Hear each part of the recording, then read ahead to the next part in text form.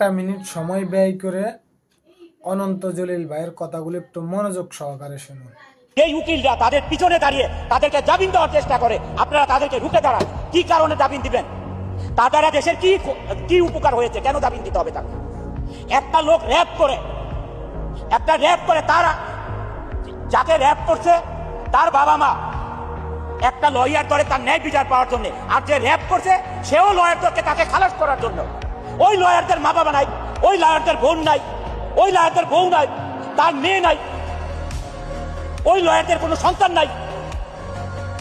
একটা র্যাপিস্টকে বাঁচানোর জন্য তার পিছনে দাঁড়াইতে হবে কেন?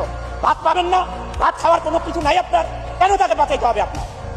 ওই লয়ারদের প্রতি আমি বলছি, কেন আপনার তাকে বাঁচাইতে হবে? আপনি তো জানেনই সে র্যাপ করেছে, তাহলে তাকে কেন আপনার বাঁচাইতে হবে? শুধু টাকার জন্য। এই টাকা না কামাইয়া আপনার সংসার আরো ভালো চলবে, পবিত্রতার সহিত চলবে, আপনার ছেলে মেয়েরা ভালো থাকবে, সুশিক্ষিত হবে।